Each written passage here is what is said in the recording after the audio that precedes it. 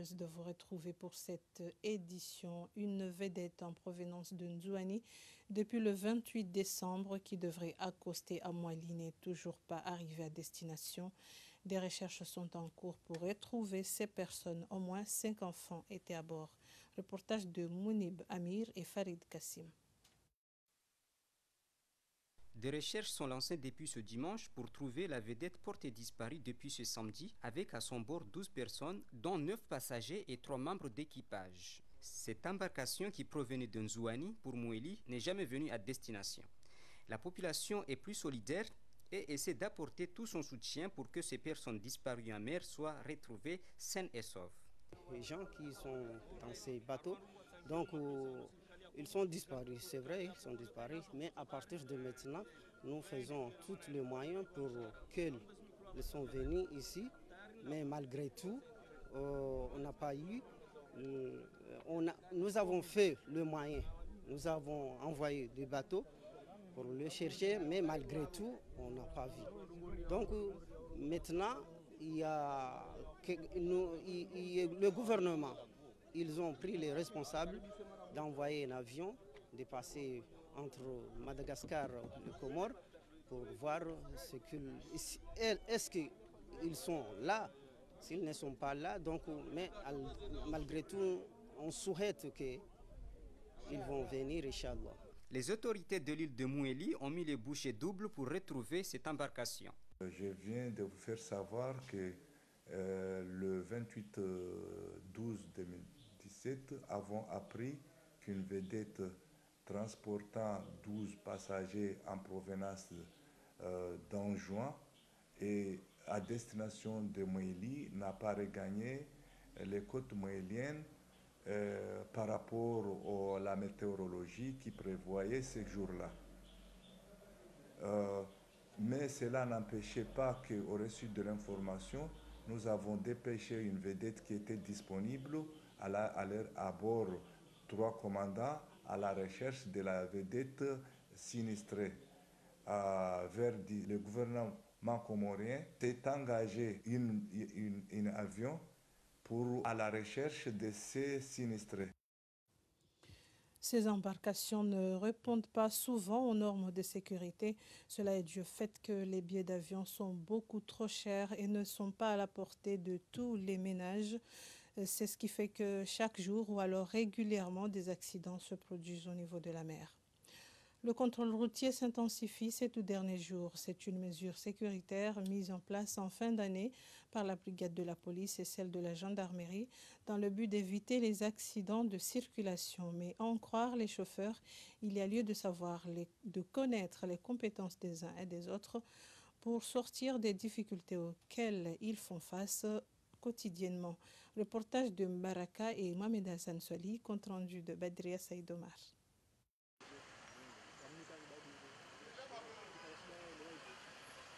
En matière de contrôle routier, les usagers de la route n'ont aucune objection à faire. Le seul point de discorde avec la brigade routière entre les chauffeurs, c'est le manque de communication avec les agents déployés dans les différents axes routiers pour savoir quelle voiture a été contrôlée ou pas. L'autre difficulté rencontrée par les chauffeurs, l'authenticité des papiers qui n'est toujours pas reconnue par les agents des brigades routières. Avec un certificat de contrôle technique, en effet, avec un certificat de contrôle technique valide, le chauffeur n'est pas sûr d'échapper à d'autres contrôles. Conséquence de ce long processus de contrôle, un trafic routier réduit à plus de la moitié, ce qui résulte des attentes longues des passagers dans les gares de stationnement. Concernant les voitures qui seraient saisies, un simple coup de fil suffirait à les libérer sans qu'aucune amende n'ait payé. La prise en charge des patients, les conditions de travail et la procédure de transfert des patients, autant de points essentiels sont abordés dans un reportage consacré au service des urgences de l'hôpital El Marouf. Valérie Hidari, Hamida Eshatamadi et Salim Zarkachi se sont rendus au centre hospitalier El Marouf à la rencontre du Dr Djabir, médecin en chef. Nombreux sont les patients qui s'y rendent au service des urgences de l'hôpital El Marouf. En moyenne, 50 patients sont consultés par jour, soit 1500 patients par mois. 7 médecins travaillent dans ce service, ce qui est insuffisant vu le nombre des patients. Selon Dr Djabir, le service d'urgence a connu des améliorations de janvier jusqu'à décembre, car le taux de décès par an est passé de 540 à 180 par rapport à l'année dernière. 15 décès par mois, malgré les difficultés que rencontre ce service. Le gros problème que nous avons, c'est nos collègues spécialistes. Ça, c'est le vrai problème. C'est-à-dire, c'est le transfert des malades. C'est-à-dire sortir un malade du service des urgences vers les autres structures. Je peux appeler un collègue pour me prendre un malade, mais dit non, aujourd'hui on est dimanche, on ne travaille pas. C'est-à-dire là, on est obligé de... Des fois, on fait appel à la direction. Des fois, on les appelle pour envoyer un malade. Non, il faut faire vite, il faut que ça soit vers midi. Mais l'ambulance, ce n'est pas pour moi. Le service a des gros soucis avec la justice. Des gros soucis, c'est ce que je peux dire par rapport à l'année 2019. Parce que la justice a besoin de nous pour tout décès suspect ou mort suspecte. Ils nous réquisitionnent, ce qui est de leur droit, mais ils ne veulent pas payer. Pour ce qui est de l'accueil au service d'urgence, les patients sont consultés par rapport à la gravité de la maladie. Le problème qui se pose et qui se posera toujours, c'est les malades, ils le diront eux-mêmes, les malades, qui partent sans payer avec la feuille d'observation médicale, avec le dossier médical. Nombreux sont les dossiers médicaux qu'on les attrape ici avec les malades lorsqu'ils retournent. L'oxygène est l'un des produits indispensables dans un service d'urgence et de réanimation et la capacité d'accueil font toujours défaut à l'hôpital El Marouf. Le service d'urgence ne dispose que 10 lits, ce qui est insuffisant. Par contre, la nouveauté est la mise en place de l'Ocopharma au sein de l'hôpital, ce qui facilite le service d'urgence en cas de besoin. Lorsque les lits des services d'urgence deviennent des lits d'hospitalisation, cela explique les difficultés auxquelles restent confrontés les médecins au niveau de l'hôpital El Marouf. EFCAS est une association de jeunes dont la mission est de sensibiliser la population dans le cadre de la lutte contre le VIH-Sida. Ces tout derniers jours à Amlé a eu lieu une réunion de sensibilisation justement pour le dépistage. Reportage de Anliaou Ayouba et Salima Liratiraka. L'association de lutte contre le sida sensibilise des jeunes à se faire dépister.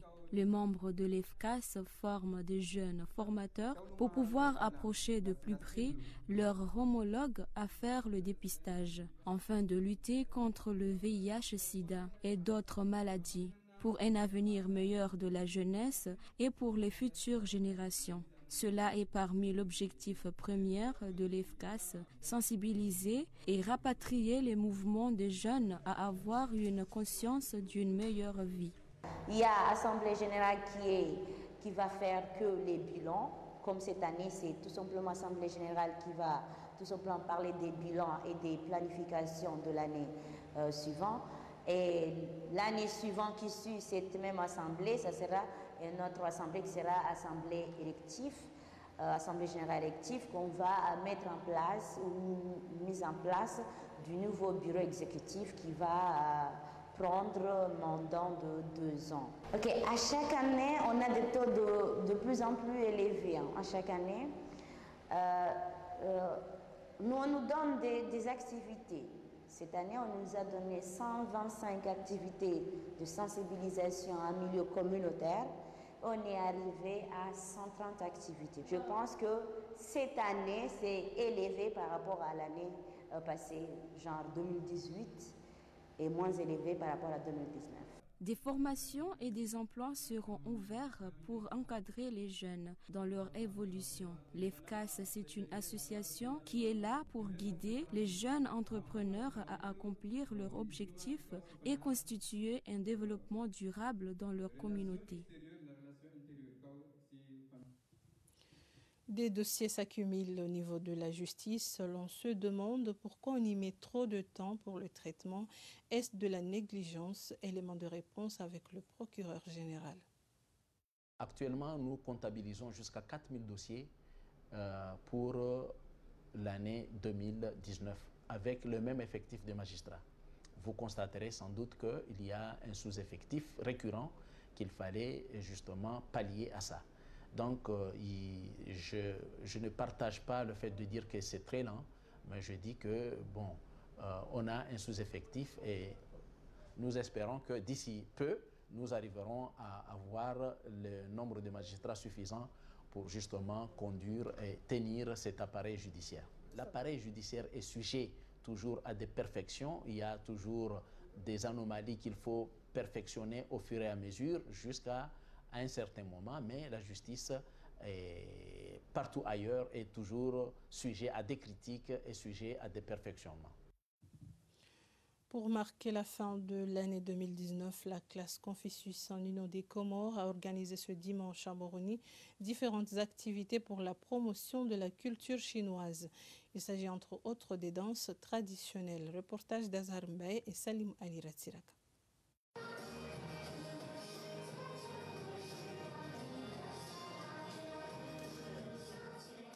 Il est d'usage qu'à la veille du Nouvel An, les étudiants et responsables de l'Université de la Confucius se regroupent dans cette institution pour des activités festives.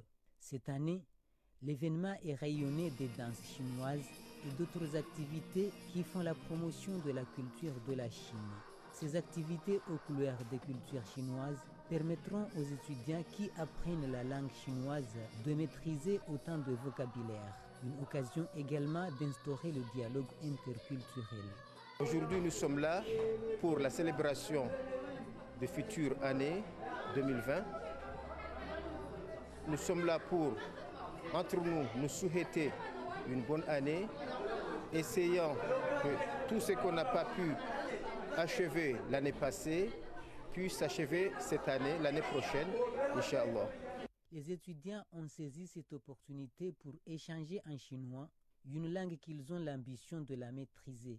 Ils n'ont pas raté la chance de souhaiter bonne année à leur famille. Nous sommes ici pour vous souhaiter une bonne année et j'espère que cette année sera pour tout le monde une année de bonheur, de prospérité. Et à tout le monde, je vous souhaite vraiment de commencer une nouvelle année 2020. Dacia, Junimen, Sinyan Kuala. Nous sommes ici pour souhaiter bonne année, pour fêter la fin de l'année, souhaiter à nos familles, à nos amis, à toute notre famille proche, bonne année à tout le monde. Les étudiants ont beaucoup apprécié la fête dans la mesure où il y avait une interactivité entre Chinois et Comoriens.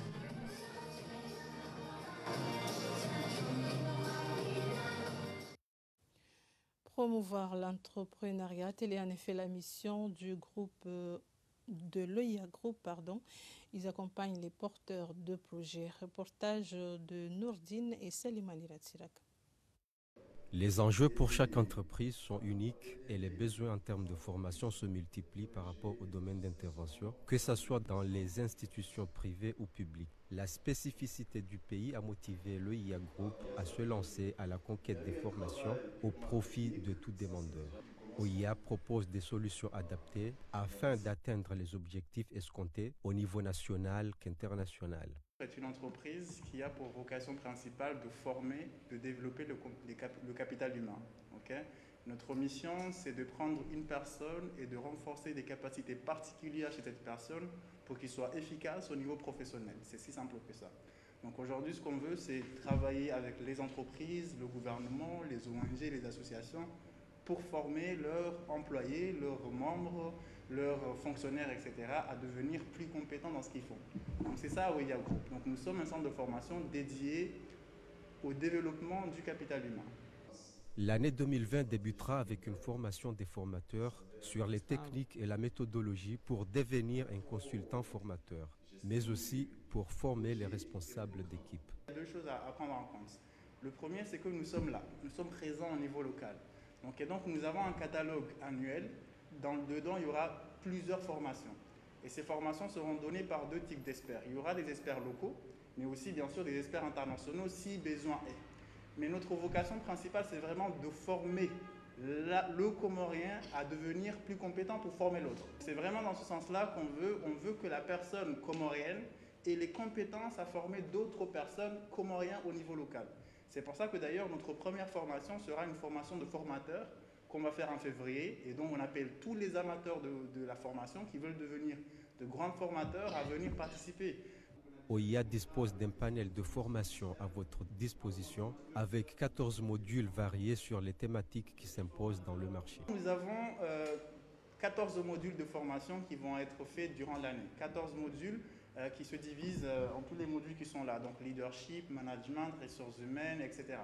Okay? Donc ces modules-là, nous avons déjà fini les slides, nous avons fini le contenu des formations, nous avons fini un peu tout. Et ce qui veut dire aussi nous avons fini de trouver le formateur qui va donner ces modules-là. Maintenant, on va aller aussi voir d'autres modules qui vont être faits pour les entrepreneurs, pour les ONG, pour d'autres modules qui ne sont pas dans notre catalogue. Et donc à ce moment-là, on fait appel à des formateurs locaux ou même internationaux, donc à d'autres formateurs qui ne sont pas dans notre base de données, à nous rejoindre s'ils veulent devenir formateurs et à donner ces formations-là. Avec un panoplie d'experts déjà disponibles pour accompagner les projets et une équipe de jeunes dynamiques, OIA Group a ouvert ses portes pour soutenir tout acteur au développement sur le renforcement des capacités, les stratégies adaptées à tous les besoins pour une optimisation de vos résultats. Fin ce vendredi à Moroni d'une formation des agents des douanes et la portée sur la gestion des ressources humaines basée sur les compétences. C'était une formation placée sous la direction de 2 experts de l'Organisation mondiale des douanes, OMD. Compte rendu de Nourdine Saïd. Cet atelier de formation a vu la participation de 22 agents représentant les administrations concernées à l'échelle nationale, notamment les directions des ressources humaines, la communication, les services informatiques, ainsi que les cadres ayant pour vocation à gérer le personnel. Il permet aussi à ces derniers d'intégrer cette nouvelle approche de leadership qui sert à utiliser les outils appropriés pour développer des stratégies visant à optimiser le rendement des agents. Comme vous le savez, une administration des douanes, en l'absence d'une gestion efficiente des ressources humaines, on ne peut pas atteindre les objectifs escomptés. Et de là, un peu la volonté et le leadership du directeur général a fait en sorte que cette mission a eu lieu. Durant une semaine, on a travaillé avec l'équipe multidisciplinaire qui est composée de plusieurs intervenants qui émanent de tous les départements de la douane, que ce soit de la direction des ressources humaines comme que ce soit des directions métiers et support. On a essayé de travailler avec l'équipe pour élaborer tous les outils de cette démarche compétences qui consiste à élaborer le catalogue des emplois, le référentiel des compétences, le dictionnaire des compétences et pour finir avec les descriptifs de poste. Ces séances de travaux ont été d'une importance capitale quant à la bonne gestion des ressources humaines et à tous les niveaux basés sur la compétence. Durant ces 5 jours de travail, ces agents ont montré une volonté manifeste à intégrer le projet et d'une assiduité qui fait réjouir les formateurs. Lui de rajouter que la douane comorienne dispose des compétences nécessaires pour espérer des résultats positifs. La jeunesse qu'on a ici au niveau de l'équipe de modernisation voit l'opportunité et, comme j'ai dit au début, un peu la pertinence d'une telle démarche dans le contexte dans lequel évolue l'administration des douanes. Je réponds qu'effectivement, on a toutes les compétences pour, ainsi que tous les ingrédients pour que ce projet soit un succès au niveau de la douane comorienne. Et espérons aussi que ça soit aussi une opportunité pour la douane comorienne à aller aider les autres administrations dans le même contexte. L'appréciation qu'a fait le directeur général des douanes après être reconduit à la tête des douanes comoriennes lui a amené à un diagnostic général des moyens dont dispose la douane, parmi lesquels le capital humain. La première des choses, on fait un constat. Un constat, c'est quoi? C'est une photo qu'on prend comme ça, à un instant T. C'est comme le bilan d'une entreprise à la fin de l'année. C'est ce qu'on appelle une appréciation. Nous avons fait ce constat. Nous avons besoin de spécialistes pour venir nous faire le diagnostic, nous expliquer le pourquoi. C'est ce qui a été fait.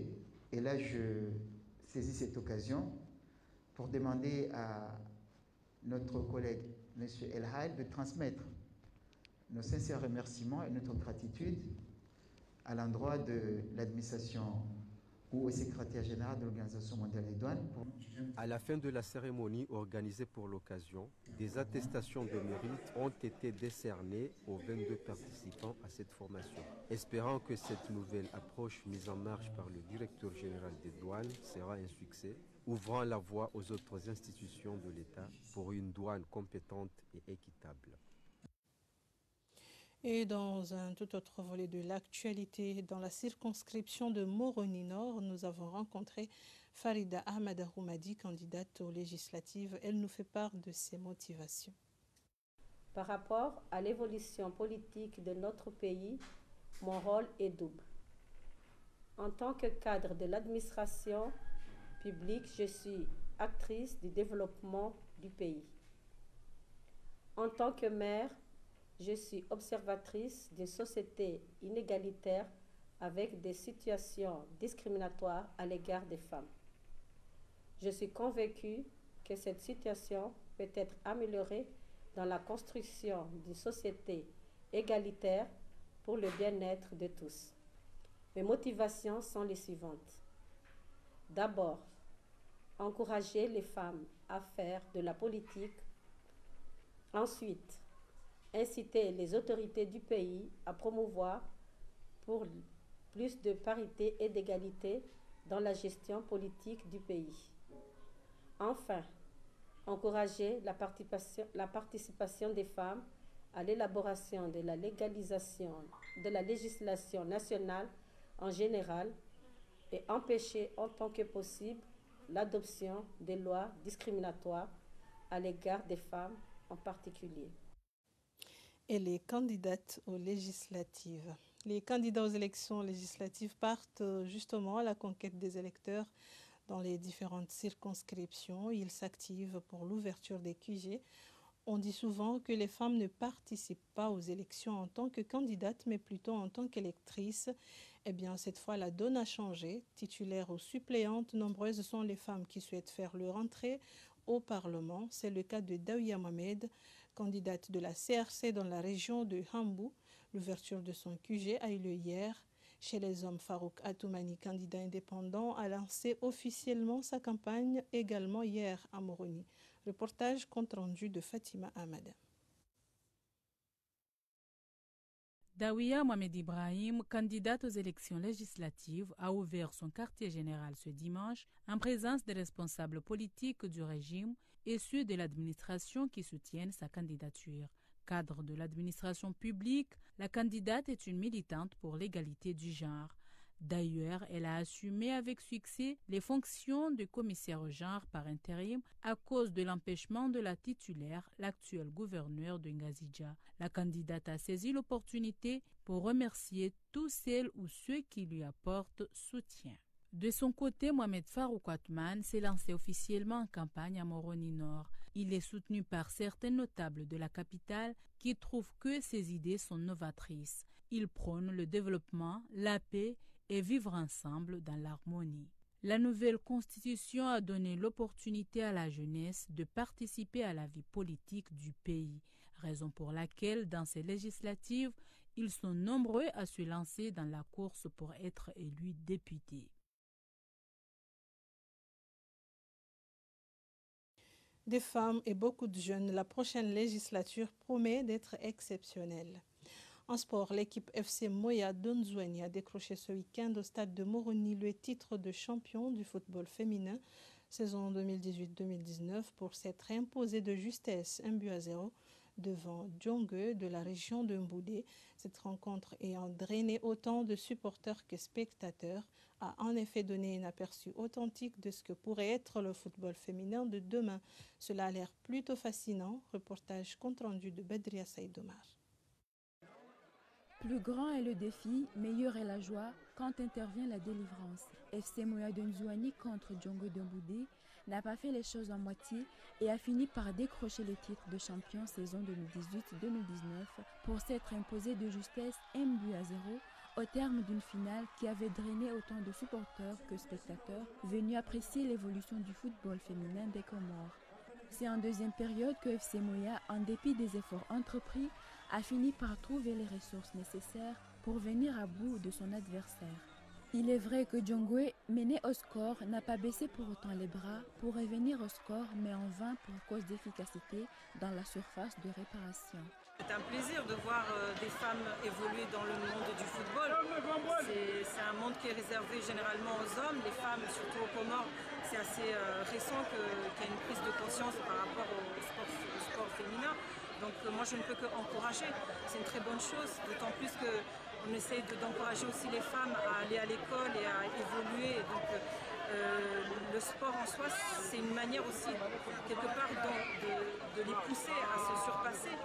En tout cas, peut-être pas, je veux dire, physiquement, mais au niveau de l'esprit, je crois qu'on l'a prouvé plusieurs fois. Je ne vais pas revenir sur les différents cas. La femme a toutes ses compétences, elle a tout ce qu'il faut pour être l'égal de l'homme. Cette rencontre entre deux équipes rivales a en effet donné un aperçu authentique de ce que pourrait être le football féminin de demain. L'on peut dire que celui-ci a l'air plutôt fascinant et l'avenir s'annonce prometteur.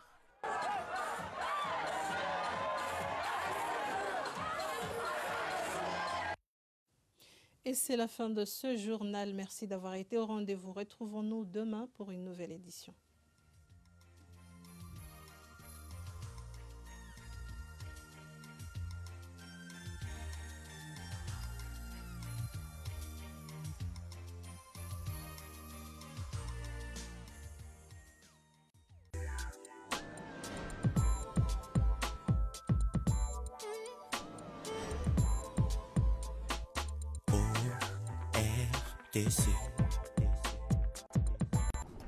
أعوذ بالله من الشيطان الرجيم بسم الله الرحمن